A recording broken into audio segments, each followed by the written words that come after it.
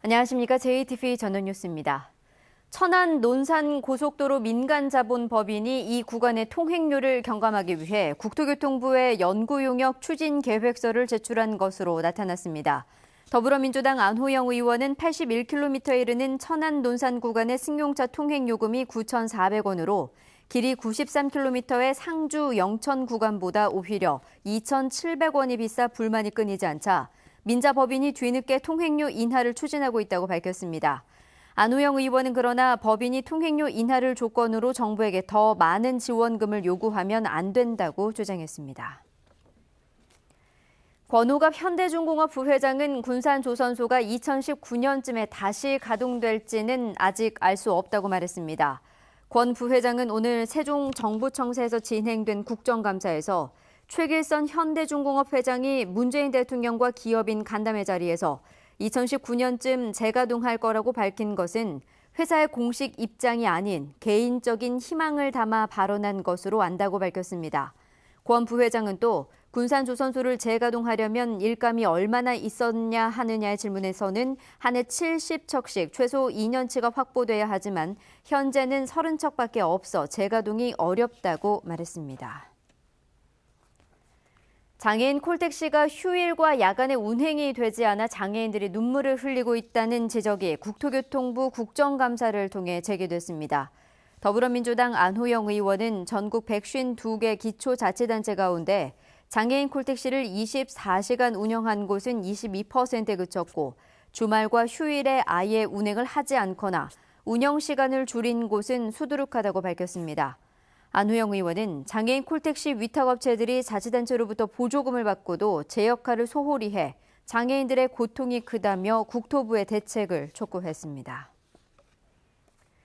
감사원 감사 결과 전북개발공사가 도시개발 사업을 하면서 유치원 예정지의 소음 저감 시설을 객관적인 근거 없이 방음벽에서 방음림으로 바꾼 것으로 나타났습니다.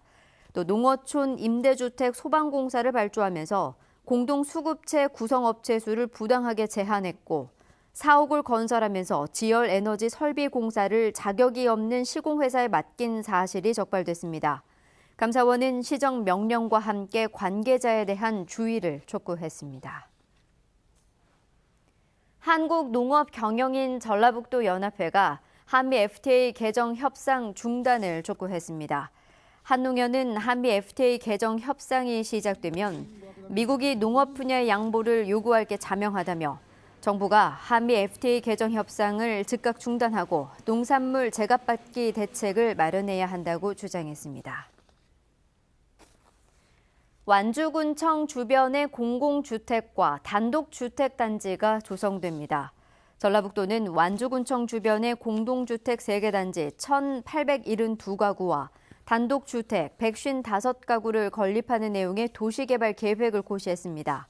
전라북도는 이번 개발 사업이 완료되면 완주군청 주변이 행정과 주거, 문화 기능을 갖춘 복합 문화행정타운으로 탈바꿈할 것으로 기대했습니다. 전주지법 형사 4단독은 뇌물수수 등의 혐의로 기소된 전북도의회 소속 공무원 A씨에게 징역 10개월의 집행유예 2년, 벌금 400만 원을 선고하고 1,169만 원을 추징하라고 명령했습니다. A씨는 지난 2015년 공사 알선 등의 대가로 태양광 업체 대표로부터 560만 원을 받고 여러 차례 향응을 제공받은 혐의 등으로 기소됐습니다. 전주 완산경찰서는 10대 여성 2명을 원룸에 가두고 때린 혐의로 21살 A씨 등 8명을 붙잡아 조사하고 있습니다. 이들은 지난 10일 새벽 1시쯤 16살 B양과 19살 C양이 A씨가 빌린 차량을 몰래 타고 나간 뒤 사고를 내 피해 금액을 물어내라며 전주시 서신동의 한 원룸에 가두고 때린 혐의를 받고 있습니다. 경찰은 여러 명의 진술이 엇갈림에 따라 조사를 통해 폭행과 감금 여부 등을 파악할 계획입니다. 전북은 오늘 장수 16mm, 전주 5.6mm 등의 비가 내리고 쌀쌀했습니다. 내일은 대체로 맑겠지만 아침엔 다소 쌀쌀하겠습니다. 아침 최저기온은 3도에서 8도로 오늘보다 6, 7도가량 낮겠고 바람이 강하게 불어 체감온도는 더욱 떨어지겠습니다. 낮부터는 기온이 크게 올라 18도에서 20도의 분포를 보이겠습니다. 전주기상지청은 내일 낮부터 기온이 오른 뒤 당분간 평년과 같은 가을 날씨를 회복할 것으로 내다봤습니다.